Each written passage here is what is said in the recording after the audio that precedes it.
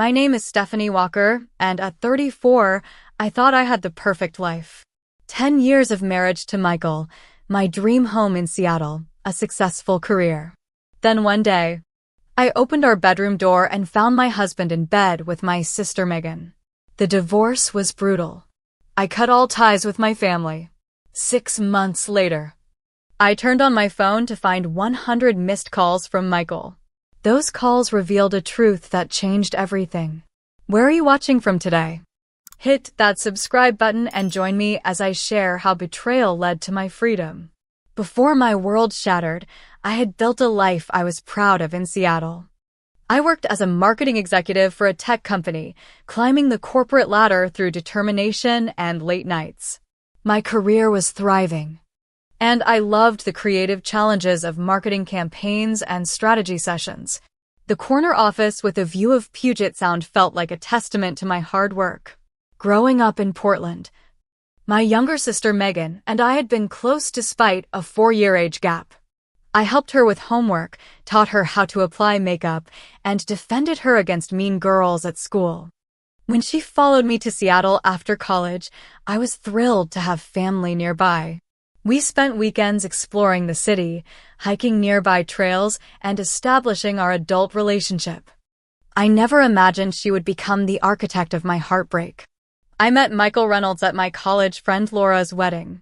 He was the best man, and I was a bridesmaid. During the reception, he asked me to dance just as the band played my favorite song. His confident smile and the way he looked at me like I was the only person in the room made my heart race. We talked until the venue closed, exchanging numbers and promising to meet again.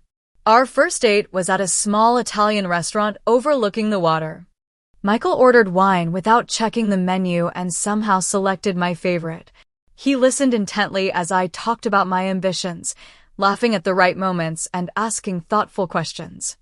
By dessert, I was already imagining a future together. The romance moved quickly.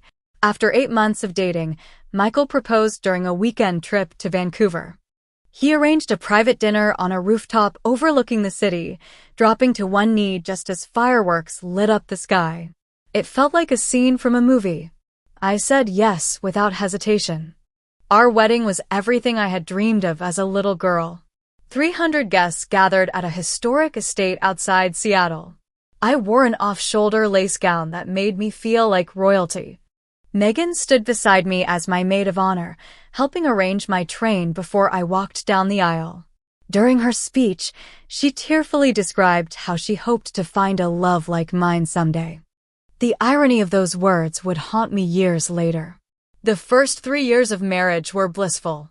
Michael and I purchased a craftsman-style house in a desirable neighborhood, spending weekends painting walls and shopping for furniture. We hosted dinner parties where guests commented on our obvious happiness.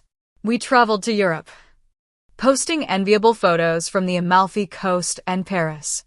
From the outside, we were the perfect couple.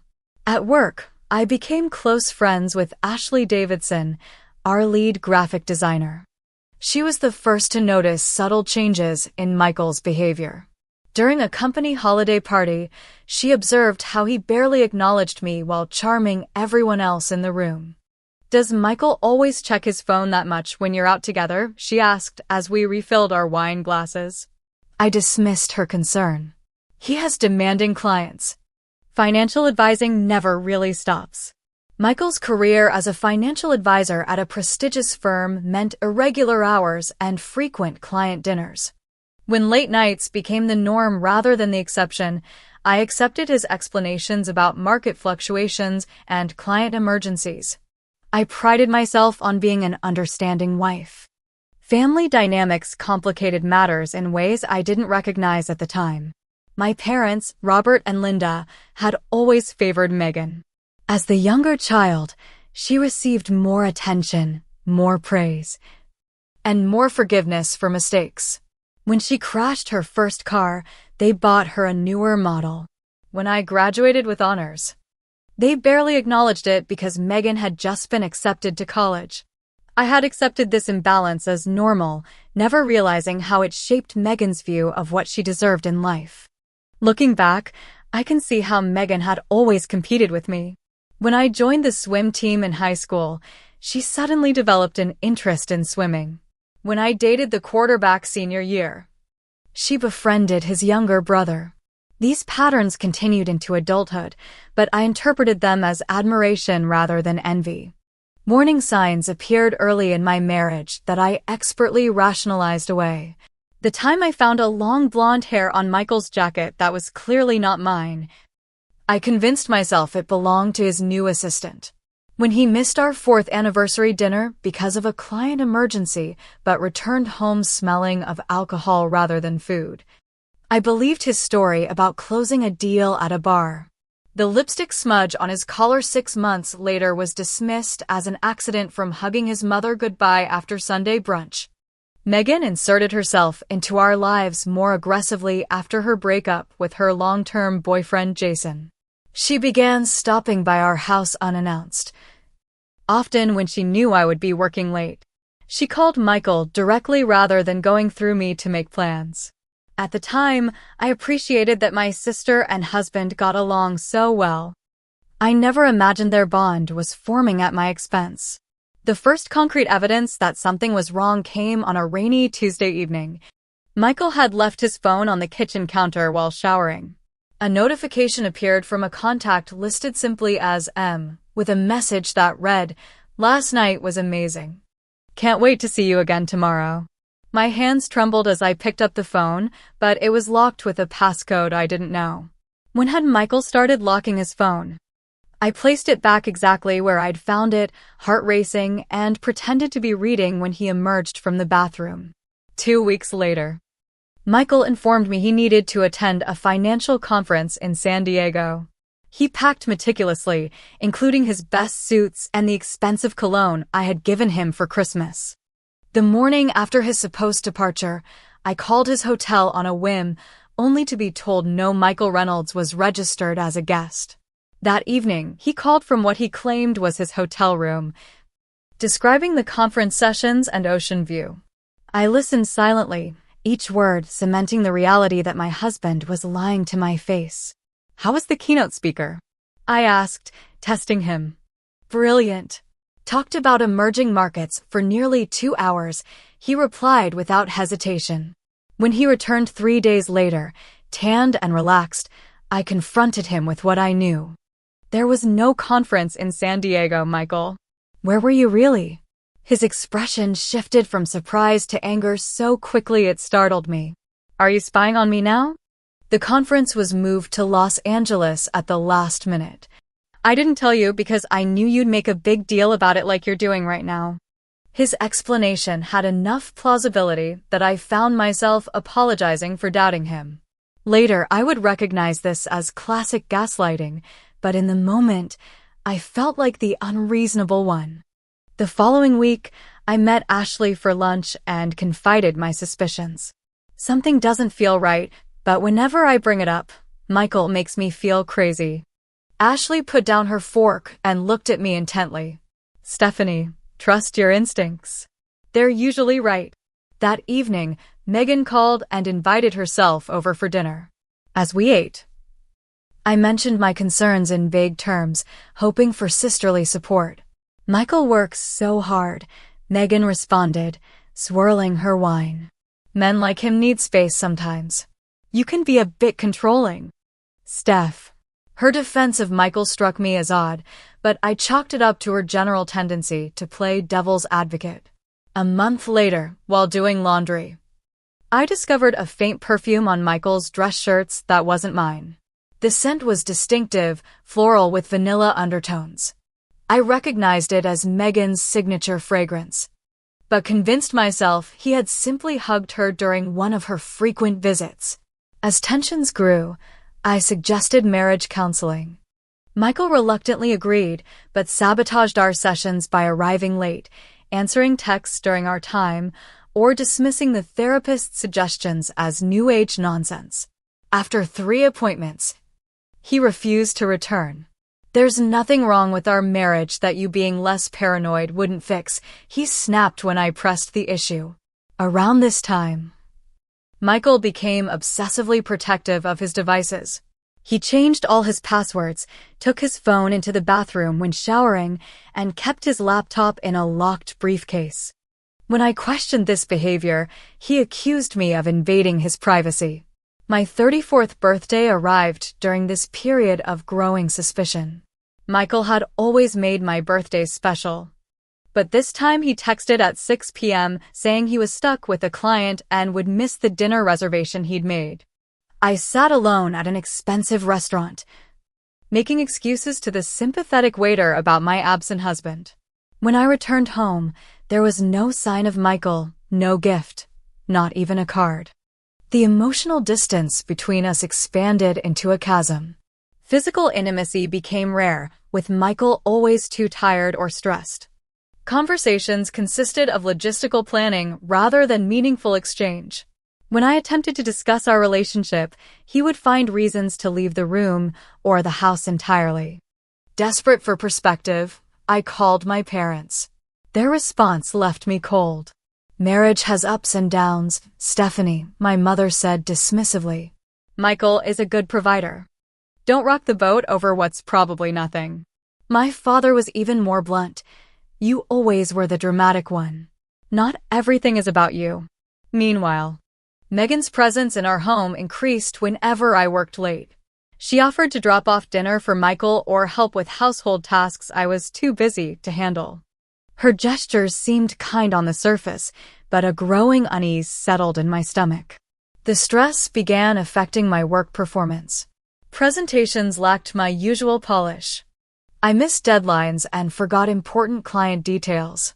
My boss noticed, calling me into his office for a conversation about my recent distraction. The breaking point of this phase came when I experienced my first panic attack. During a crucial client meeting, my heart began racing uncontrollably. Sweat beaded on my forehead as the room seemed to tilt sideways. I excused myself and barely made it to the bathroom before collapsing against the wall, gasping for breath. Ashley found me there 20 minutes later, curled on the floor, convinced I was dying. "I think you're having a panic attack," she said, sitting beside me and holding my hand. "My sister gets these. Just breathe with me, slowly." As my breathing normalized, a terrible clarity washed over me. My body was sending signals my mind had been ignoring. Something was very wrong in my marriage, and I could no longer pretend otherwise. The next 6 months became an exercise in gathering evidence while watching my marriage disintegrate. Each new discovery was another knife in my heart, but I needed to know the full truth. Against Ashley's advice, I hired a private investigator named David. The decision felt extreme, but Michael's secretive behavior left me few alternatives. David was a former police detective with kind eyes that had seen too much human weakness. He took detailed notes during our initial meeting, asking questions I found difficult to answer about our finances, schedules, and relationships. "Don't confront him with anything you discover until you're ready to act on it," David cautioned. People who are caught often become unpredictable. 2 weeks later, David provided my first concrete evidence. Credit card statements showed Michael had purchased jewelry from Tiffany, items I had never received. A diamond bracelet worth $3,800. A pair of sapphire earrings that cost nearly $2,500. Gifts for someone, but not his wife. The statements also revealed hotel charges in Seattle, sometimes just miles from our home.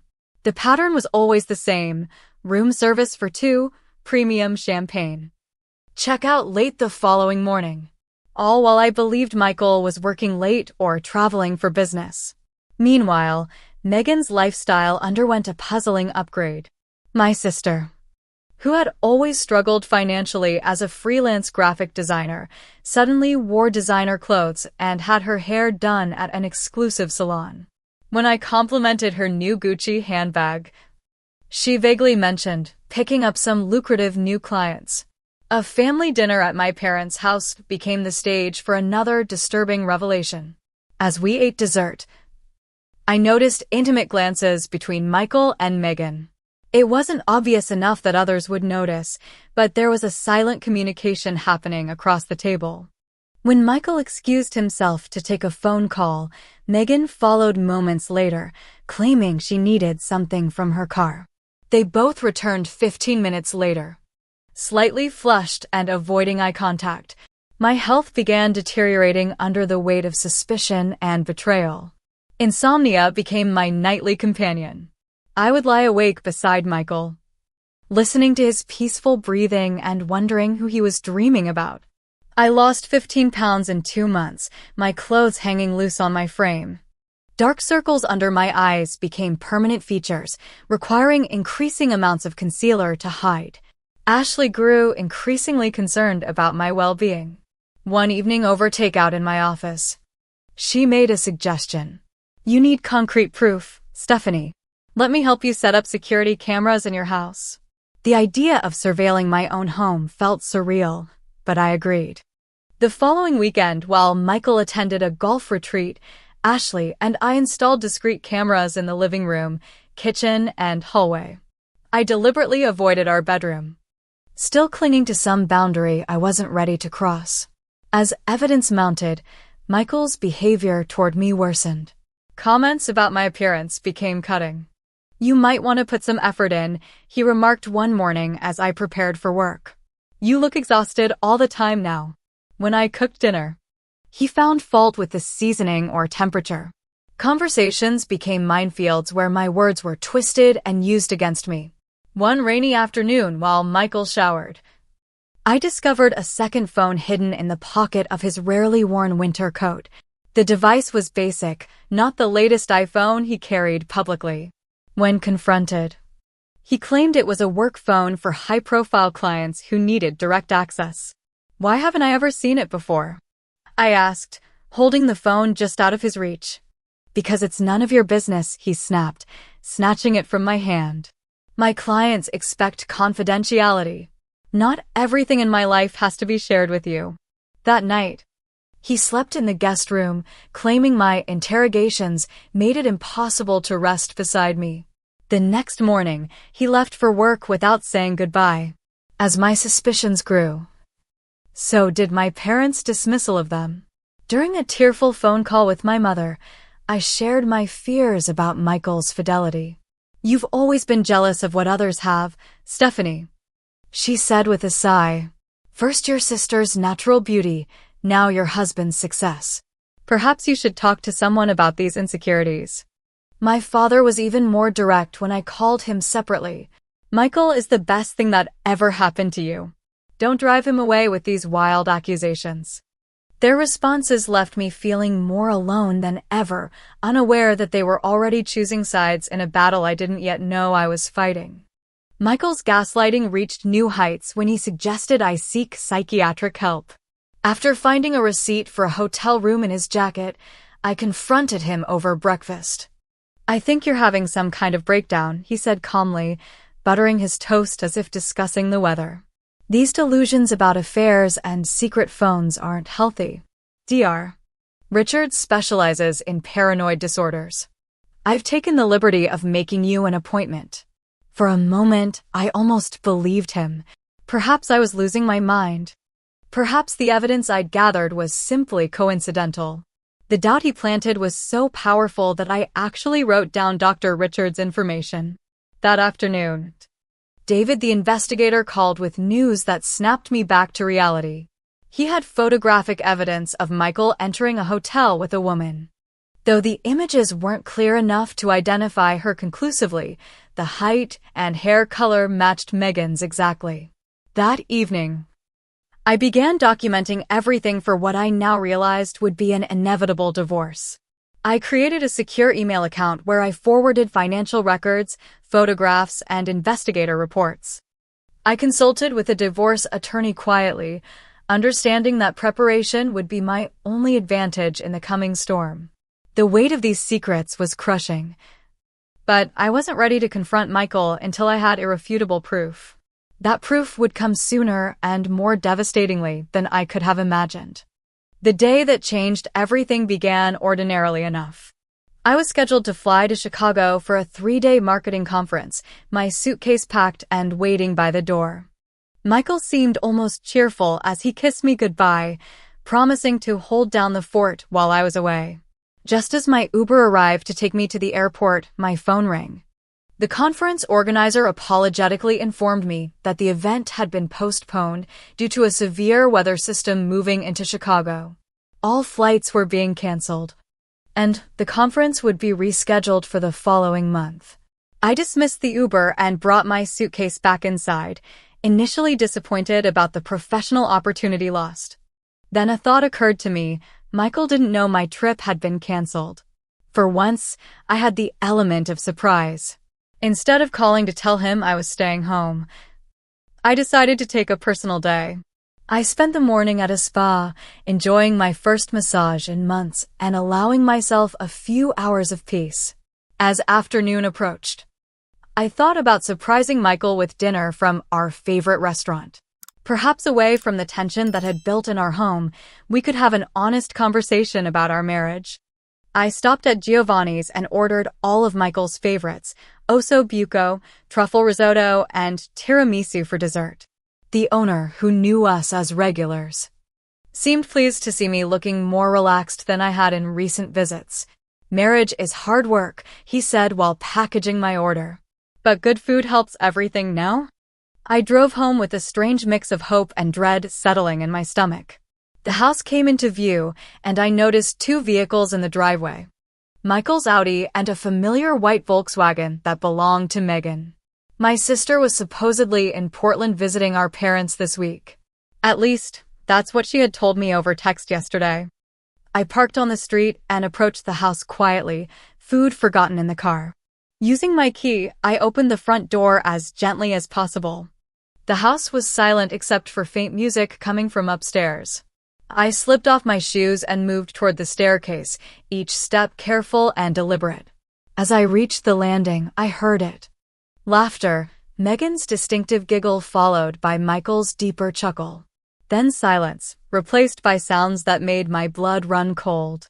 The intimacy was unmistakable, coming from behind our bedroom door. I stood frozen, a statue of a woman witnessing her world collapse. Part of me wanted to run, to pretend I hadn't heard anything, to cling to the remains of my marriage for a little longer. But a stronger voice inside pushed me forward. I deserved to know the truth, to see it with my own eyes. With a steady hand that belied the earthquake inside me, I pushed open the bedroom door. The scene branded itself into my memory in excruciating detail. Michael and Megan in our bed, tangled in sheets I had purchased during our anniversary trip to New York. My sister's clothes scattered across the floor, mingling with my husband's. Their expressions as they registered my presence. Shock, then guilt on Michael's face. Shock, then something almost like triumph on Megan's. "Stephanie." Michael scrambled to cover himself, nearly falling out of the bed in his panic. "This isn't." "I can explain." "Explain what exactly?"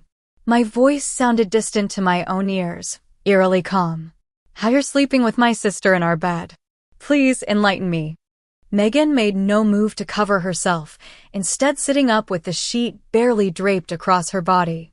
Well, this is awkward timing. The casualness of her response ignited something in me. "How long has this been happening?" Michael started to speak, but Megan cut him off with a laugh that chilled me to the bone. 3 years, if you want the truth. Started at your anniversary party. Remember when you couldn't find either of us for an hour? Now you know why. 3 years. While I planned vacations, cooked meals, and built a life with my husband, he had been betraying me with my own sister. The timeline crashed through my mind. 3 years meant they were together before our fertility treatments, before we put a down payment on the lake house, before I nursed Michael through pneumonia last winter. "You were never going to be enough for him," Megan continued, seemingly enjoying my pain. "You're too focused on your career, too controlling. Michael needs someone who puts him first." Michael finally found his voice. "Stephanie, it just happened. We never meant to hurt you." "Just happened?" "For 3 years." I was surprised by the steadiness in my voice. Did it just happen when you took her to the hotel downtown last month? Or when you bought her the sapphire earrings she's wearing right now, from our joint account? Their expressions confirmed what the investigator had already told me. I pulled out my phone and called the two people who should have been my strongest supporters. Mom, Dad, I need you to come over right now. I just found Michael in bed with Megan. I'm not leaving until you see this for yourselves. They arrived 20 minutes later, during which time Michael and Megan had dressed and moved to the living room. I sat in a chair opposite them, not trusting myself to speak further.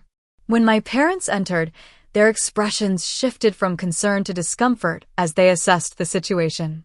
What's going on here? My father demanded, looking between the three of us. I came home early from my trip and found them in bed together, I stated flatly. Megan says it's been going on for 3 years. I expected shock, outrage on my behalf, parental protection that had been absent throughout my adulthood. Instead, my mother sighed heavily and sat beside Megan, who had begun crying on cue. These things are complicated, Stephanie, she began, as if explaining something to a child. Marriages go through difficulties. Perhaps if you had been more attentive. The implication hung in the air. This was somehow my fault. My father cleared his throat. Let's not make rash decisions. This can be worked through if everyone is willing. It became horrifyingly clear that they were attempting to smooth over my husband's affair with their younger daughter. The betrayal expanded beyond Michael and Megan to include the two people who should have protected me from exactly this kind of pain. Something inside me shattered in that moment. The final thread connecting me to these people who shared my blood, but not my values. A strange calm settled over me as I realized I was truly alone in this room of 5 people. I stood up, gathering my purse and keys. I'm going to a hotel.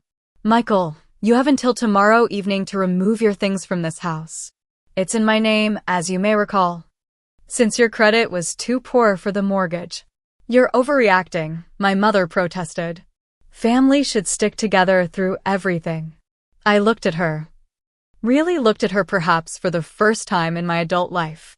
Is that what you taught Megan? That family sticks together while sleeping with each other's spouses? Without waiting for a response, I walked out the door and drove to the nearest hotel, checking in with mechanical efficiency. In the anonymous quiet of room 347, I finally allowed myself to feel the full magnitude of what had happened. The sobs came like violent waves, bending me double on the generic floral bedspread. I cried until no more tears would come, until my throat was raw and my eyes swollen. At midnight, a gentle knock at my door revealed Ashley, concern etched on her face. You called and then didn't answer any of my texts, she explained, holding up a bag from the drugstore. I brought reinforcements. Ice cream, pain relievers, and those face mask things you like. She sat with me as I recounted the whole horrific scene. Not interrupting, just passing tissues when needed. What now? She finally asked as dawn broke through the thin hotel curtains. I took a deep breath, surprised to find it came easier than expected. Now I become someone new. Someone without a cheating husband or a backstabbing sister or parents who enable them both. As sunlight filled the room, I felt the first flickering of something unexpected, relief. The suspicion, the gaslighting, the second-guessing was over. The truth, however painful, had set me free. The morning after discovery, I called in sick to work for the first time in 5 years, then searched online for divorce attorneys. Jennifer Patel had exceptional reviews specifically mentioning experience with infidelity cases.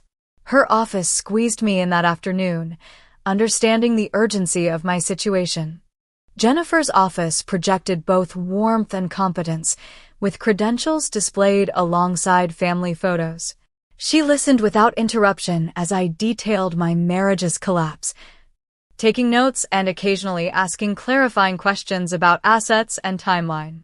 Washington is a no-fault divorce state, she explained once I'd finished.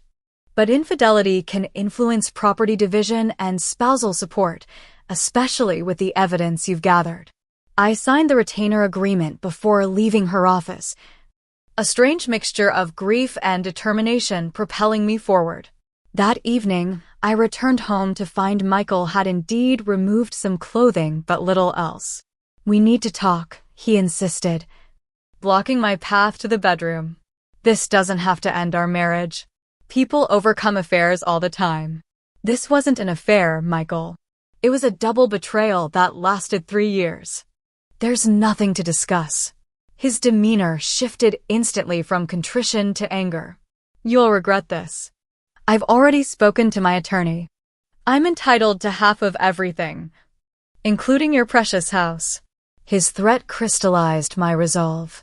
The next morning, Jennifer filed for divorce on grounds of irretrievable breakdown of marriage, with supporting evidence of infidelity.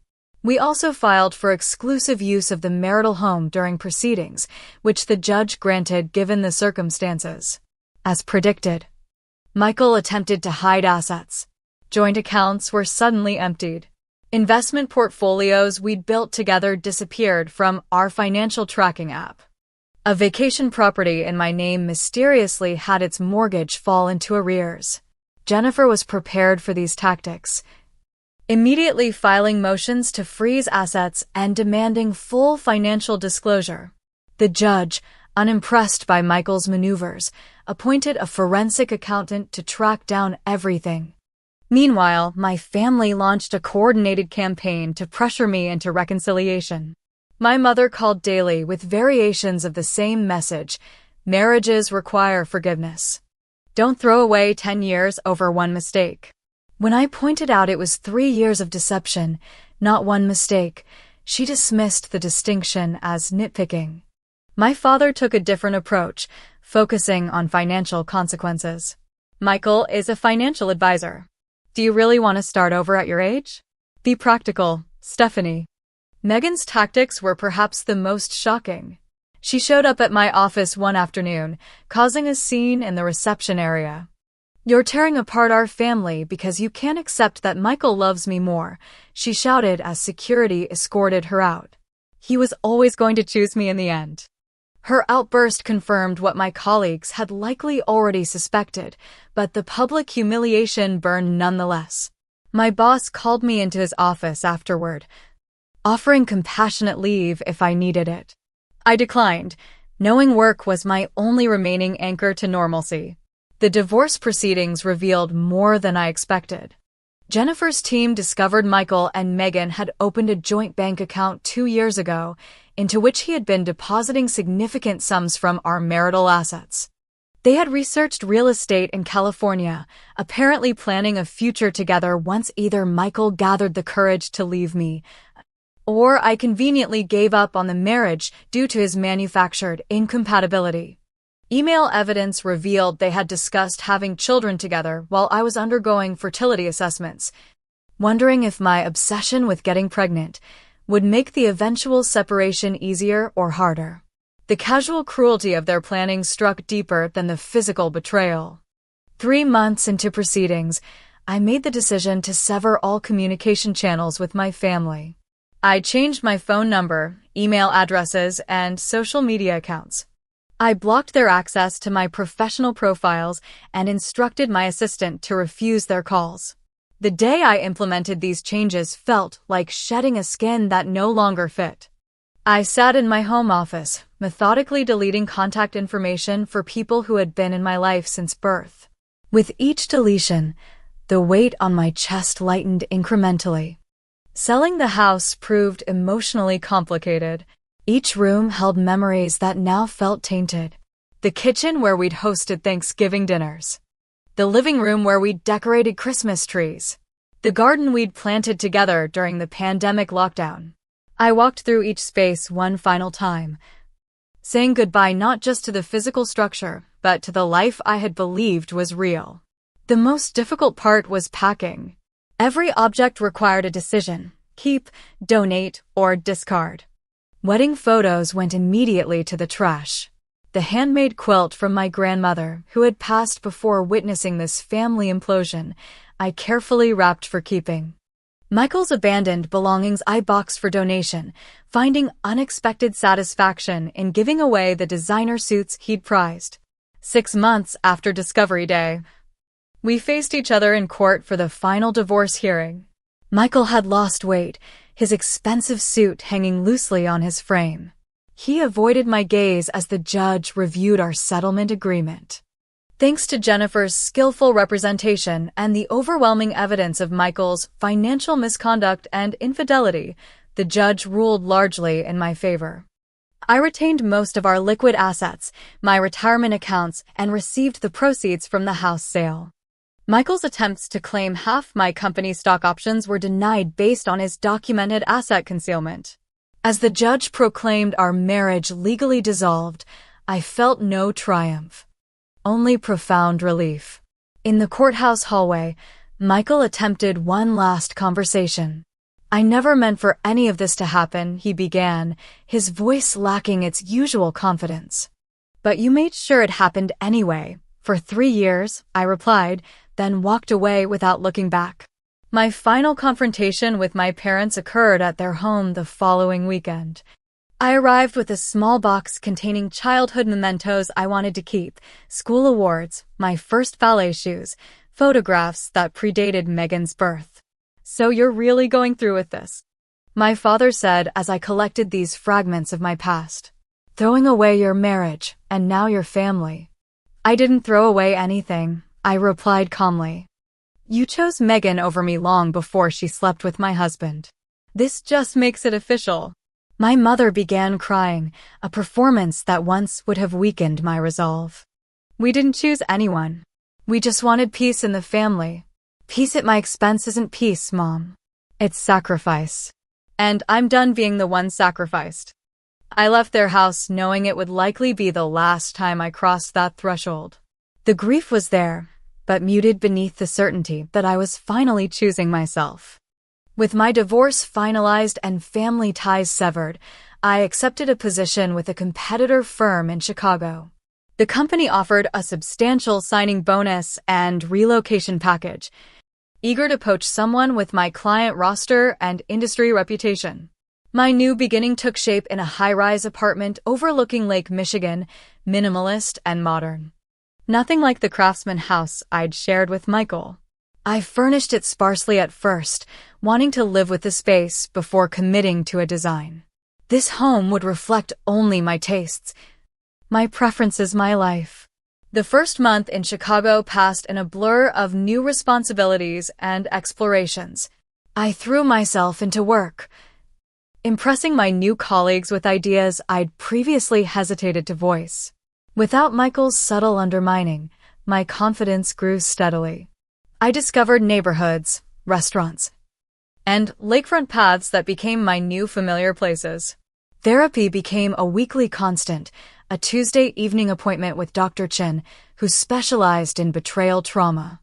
She helped me understand that grief for my marriage and family was normal, even when their loss was ultimately beneficial. "You're mourning who you thought they were," she explained during one particularly difficult session. "That grief is valid, even as you recognize the reality was different." Making friends in a new city at 34 proved challenging, but not impossible. At a neighborhood book club, I met Kayla Barrett, a corporate attorney with a sharp wit and kind eyes. We bonded over our shared love of psychological thrillers and gradually began meeting outside the monthly club gatherings. After 6 months in Chicago, I faced my first holiday season alone. Thanksgiving approached with television commercials featuring happy families that once would have triggered painful comparisons. Instead, I organized a Friendsgiving for colleagues similarly disconnected from family. We cooked together in my apartment, drinking wine and sharing stories that had nothing to do with betrayal. As Christmas decorations appeared throughout the city, Kayla invited me to join her family's celebration. "No pressure," she assured me. "But no one should be alone on Christmas unless they want to be." I accepted, spending December 25th with people who knew nothing of my history but welcomed me anyway. Kayla's mother sent me home with leftovers and a hand-knitted scarf, simple kindnesses from strangers that moved me more than expected. By the 1-year anniversary of Discovery Day, I had built something resembling a life again. Not perfect, not complete, but authentically mine. I had survived the unimaginable and found myself standing on the other side, changed but unbroken. Little did I know that the story wasn't quite finished, and the final chapter would begin with 100 missed calls. Exactly 1 year and 2 months after I left Seattle, my professional life had stabilized into a successful routine. I led a team of marketing specialists at the Chicago firm, my West Coast experience bringing fresh perspective to their campaigns. That particular Tuesday began with an important client presentation I'd been preparing for weeks. My morning commute featured the standard rush hour delays on the L train. Checking my phone for emails, I noticed the battery at a critical 5%. I'd forgotten to charge it overnight after a late call with our California office.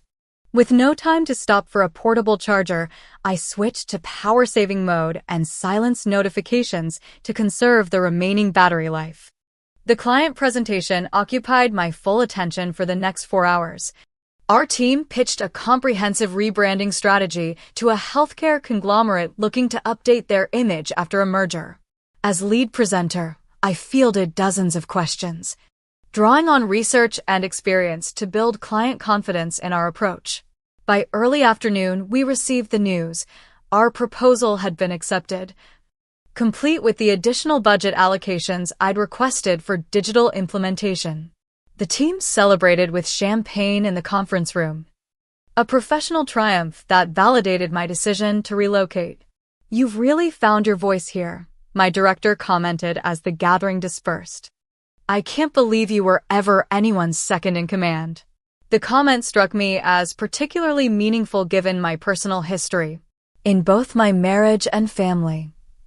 I had indeed been relegated to a supporting role in my own life. Now, I was unquestionably the protagonist of my story. After wrapping up post-meeting documentation, I headed home around 7, stopping briefly at the grocery store for essentials. My phone had died hours earlier, but I wasn't concerned. Few people had my new number, and any work emergencies would go through multiple channels. Entering my apartment, I dropped my bags in the kitchen and plugged in my phone before changing into comfortable clothes and preparing a simple dinner. 20 minutes later, I remembered the charging phone and went to check for any important messages. The screen lit up with a notification that momentarily stopped my breath. 100 plus missed calls. Below that, 37 new voicemails and 42 text messages, all from the same unknown number with a Seattle area code. My first thought was that something had happened to Ashley, the only person from my previous life I still maintained contact with. With shaking hands, I called my voicemail and put it on speaker while I sat at my kitchen island. The first message began playing, and a familiar voice filled my apartment. "Stephanie, it's Michael. I know you probably don't want to hear from me, but please call back when you get this. It's important."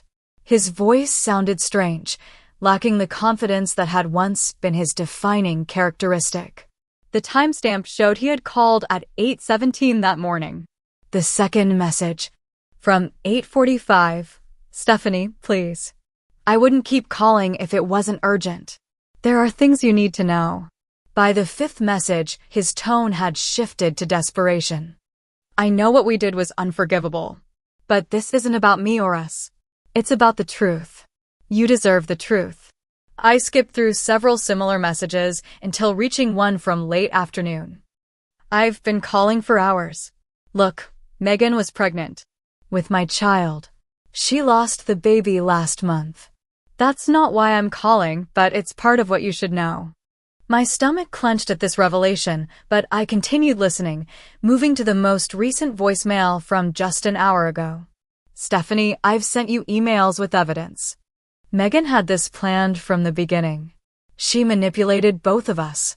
I'm not asking for forgiveness or reconciliation. I just think you deserve to know what really happened. Please call me back." I switched to reading the text messages, which contained similar pleas along with links to a shared cloud folder. With increasing disbelief, I opened the folder to find dozens of screenshots, documents, and audio recordings. The evidence was overwhelming and sickening. Text conversations between Megan and her friends revealed how she had targeted my marriage from the beginning, viewing Michael as an upgrade from her own relationship prospects. Journal entries she had apparently shared with Michael detailed her deliberate efforts to undermine my self-confidence while positioning herself as the superior alternative.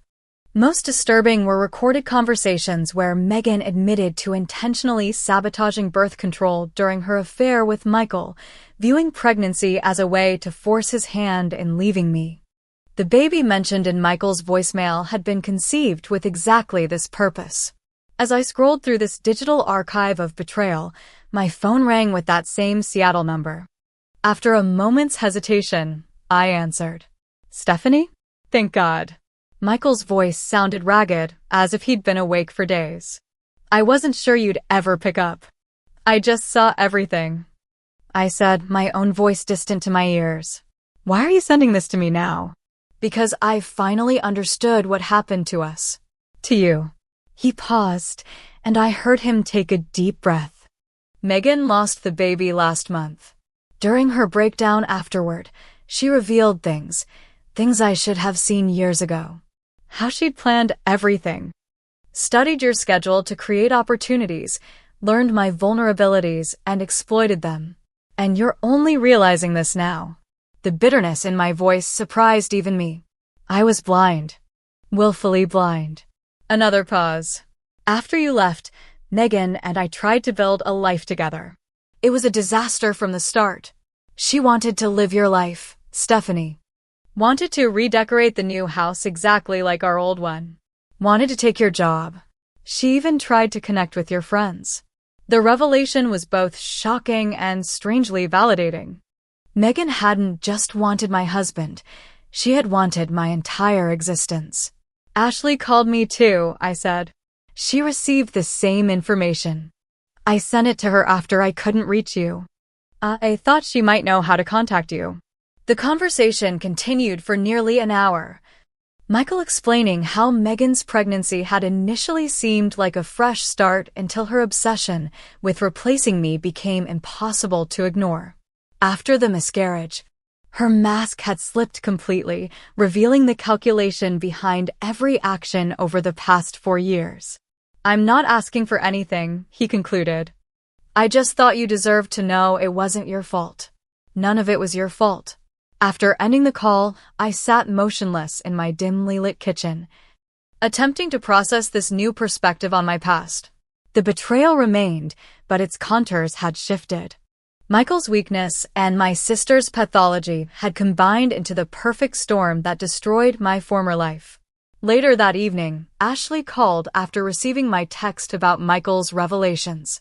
"Are you okay?" she asked, concern evident even across the digital distance. "I'm not sure what I am," I admitted. "It changes nothing but somehow changes everything." "Do you think you'll talk to him again?" The question hung between us, complex in its implications. I don't know. Part of me wants to keep the past firmly in the past. And the other part wonders if understanding everything might help me finally close this chapter completely. After we hung up, I found myself standing at my window, looking out at the Chicago skyline glittering against the night sky. This city represented my independence, my rebuilding. Did I want to risk that hard-won peace by reopening old wounds? Around midnight, Kayla texted asking if I wanted to grab coffee the next morning. I explained the situation in a lengthy message, seeking perspective from someone who hadn't lived through the original events. Her response was thoughtful. Forgiveness doesn't mean reconciliation. Sometimes it just means releasing yourself from the burden of other people's actions. Whatever you decide, I'm here. I slept fitfully that night, dreams filled with fragmented scenes from my marriage and its aftermath. By morning, I had reached a decision. I would hear Michael out completely, not for his sake, but for my own. Full understanding might be the final piece needed for complete healing. I texted him suggesting we meet in person the following weekend. He offered to fly to Chicago, emphasizing that he didn't expect to stay in my home or infringe on my new life. We arranged to meet at a coffee shop near my apartment, neutral territory where I could leave easily if necessary. The decision made, I felt an unexpected lightness. Whatever came from this meeting, I was approaching it from a position of strength rather than victimhood. My life was firmly my own now, and nothing Michael could say would change that fundamental truth.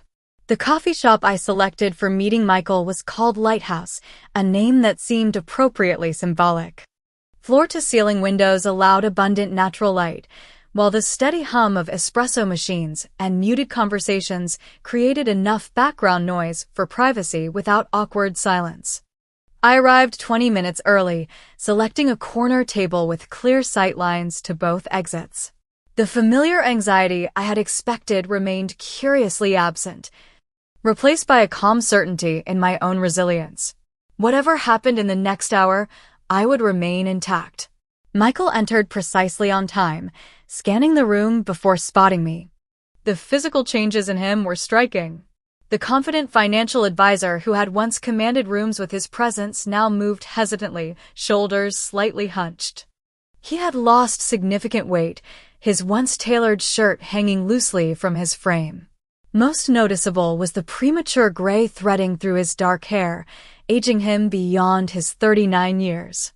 "Thank you for agreeing to meet," he said, remaining standing until I gestured toward the chair opposite mine. "I'm not doing this for you," I replied evenly. "I'm doing it for me. Clarity might help me move forward completely." He nodded, accepting my terms without protest. After ordering coffee neither of us would finish. We faced each other as strangers who had once shared everything. "I want to start by saying I don't expect forgiveness," Michael began. "What I did was unforgivable regardless of circumstances. Just tell me what happened." The full timeline. For the next hour, Michael detailed the affair's progression with brutal honesty. It had indeed begun at our anniversary party, when Megan had sought him out during the celebration, claiming to need advice about investment options. She had orchestrated a private conversation, skillfully stroking his ego while subtly highlighting perceived problems in our marriage. "She studied you for years, learning your patterns and preferences. Then she became the opposite, positioning herself as everything you supposedly weren't.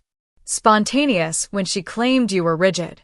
Available when she suggested you were preoccupied with work." Their physical relationship began 3 months later, after Megan systematically created opportunities to be alone with Michael, each time pushing boundaries slightly further.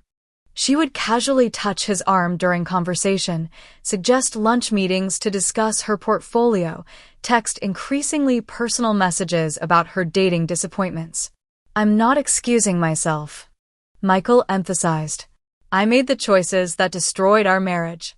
But Megan was calculating in ways I never recognized until recently. The affair continued with Megan constantly reinforcing the narrative that I was emotionally unavailable, too career-focused, not meeting Michael's needs. She positioned herself as the understanding alternative, the woman who would prioritize him above all else. "When did you start planning a future together?" I asked, my voice steady despite the pain of these revelations. "About a year in." Megan started talking about how we could be together officially. She had detailed plans about timing, about managing fallout with you and your parents. "And you went along with it?" "Yes." He looked down at his untouched coffee. "I believed I was in love with her. I believed the stories we'd created about our relationship, about you." The most disturbing revelations concerned my parents' knowledge of the affair. According to Michael, they had discovered the truth nearly a year before I did, accidentally walking in on Michael and Megan at their house while I was at a conference. "Your father pulled me aside afterward and said, 'Stephanie can never know about this. Your mother told Megan that sometimes marriages go through phases and that discretion was important for everyone's sake.'" The betrayal expanded beyond what I had imagined, confirming suspicions I had tried to dismiss as paranoia. My own parents had prioritized family appearances over my emotional well-being, choosing to protect my sister's affair rather than my marriage. After you left Seattle, things between Megan and me deteriorated quickly, Michael continued. Without you as the common denominator, we had little connecting us. She became obsessed with recreating aspects of our marriage, suggesting vacations to places you and I had visited, wanting to use the same pet names. The pregnancy had been deliberate on Megan's part, a calculated attempt to secure Michael permanently. The miscarriage at 14 weeks triggered an emotional breakdown during which she revealed the extent of her manipulation, including attempts to access my email accounts and study my personal journals before the affair began. The night after she lost the baby, she was heavily medicated and started talking about how she'd finally won by getting pregnant when you couldn't. How she'd been planning to replace you since we got married. Michael pulled out his phone, offering to play a recording he'd made during one of Megan's subsequent confessions, but I declined. The details already painted a clear enough picture of my sister's disturbed psychology. What about now? I asked. Are you still together? No. I moved out 3 months ago. Last I heard. She's dating my former best friend James. His laugh held no humor. History repeats itself, apparently. As our conversation drew to a close, I realized I felt nothing but distant pity for the man I had once loved. His weakness had caused immeasurable pain, yet he now seemed pathetically diminished. A supporting character in a tragedy of his own making. I'm not asking for reconciliation, Michael said as we prepared to leave. But I am truly sorry, Stephanie. You deserved none of this. No, I didn't, I agreed. But strangely enough, I'm grateful for where it led me. I like who I've become on my own. We parted without physical contact. The emotional distance between us now appropriately matched by physical space. I watched him walk away, expecting complicated emotions that never materialized. Instead, I felt surprisingly light, as if the final weight of my past had lifted. Back in my apartment, I experienced a delayed emotional release. Tears came suddenly and intensely, not from pain but from a profound sense of closure. I laughed through my tears, the release cathartic and cleansing. I called Ashley that evening, sharing the conversation's revelations. It's strange, I concluded. Learning the extent of their manipulation should make me feel worse, but instead it's somehow freeing. Because it confirms what you always knew, Ashley replied wisely. That the failure of your marriage wasn't your fault, that your instincts were right all along. The following week, I received an unexpected email from my father. Unlike previous communications attempting to force reconciliation, this message contained a simple, straightforward apology. We failed you as parents, he wrote. There is no excuse for choosing silence over truth, for enabling behavior that hurt you so deeply. I don't expect your forgiveness, but I want you to know that I recognize my failure and will regret it for the rest of my life. After careful consideration, I responded with limited engagement, establishing boundaries while leaving the door slightly ajar for future contact under strictly controlled circumstances. My mother remained conspicuously silent, presumably still unable to acknowledge her role in the betrayal. 2 months after meeting with Michael, I agreed to a dinner date with Jason, a marketing director I had met through a professional networking event.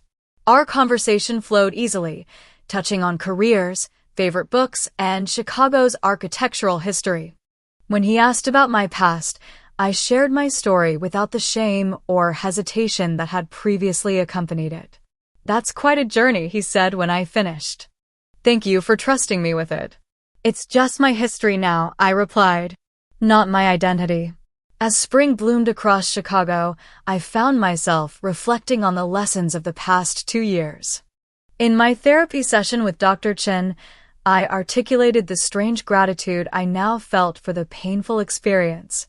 Before the betrayal, I was living half a life, I explained. I accepted less than I deserved in every relationship. I doubted my perceptions even when evidence confirmed them. I prioritized keeping peace over honoring truth. And now? Dr. Chun prompted. Now I understand that my worth isn't determined by others' treatment of me. That trusting my instincts isn't paranoia. That sometimes losing people is actually gaining yourself. During a weekend alone at my apartment, I wrote a letter to myself documenting these realizations. I detailed the warning signs I had ignored, the red flags dismissed in the name of family loyalty or marital commitment. I acknowledged the growth that had emerged from pain, the strength discovered through necessity. The letter concluded, "You survived the unimaginable and emerged not just intact but expanded. The betrayal that was meant to diminish you ultimately revealed your capacity for resilience. Trust this version of yourself who knows that genuine love never requires self-erasure. Your worth was never the question, it was always their capacity to recognize it." 3 weeks later, I was promoted to executive creative director, the culmination of work that had become more innovative and authentic since my relocation.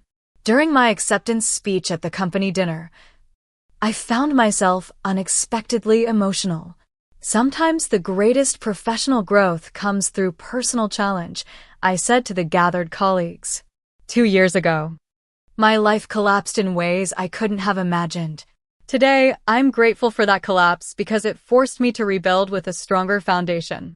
Looking back now, the 100 missed calls that once seemed so ominous actually represented the final piece of my healing journey. They provided answers to questions that had lingered in my subconscious, confirmation that my instincts had been correct all along, and freedom from any lingering self-doubt about my role in my marriage's demise. The path of healing is rarely linear. Some days still bring echoes of the past, moments of anger or sadness that arise unexpectedly. But these moments no longer define me or determine my future. They are simply emotional weather patterns, acknowledged and allowed to pass without judgment. If you're watching this and facing your own version of betrayal, please know that survival is possible. More than survival. Transformation awaits on the other side of pain. Trust yourself, even when others try to undermine your perceptions. Protect your peace, even when it requires difficult boundaries. Build a life that reflects your authentic self, not others' expectations. Have you experienced betrayal that ultimately led to growth? What helped you through the darkest moments? Share your story in the comments below, and if this resonated with you, please like and subscribe to support others finding this content when they need it most. Remember, your story isn't over just because a significant chapter has ended. Sometimes the most beautiful chapters come after the most painful ones. Thank you for witnessing my journey, and I wish you strength and healing on yours.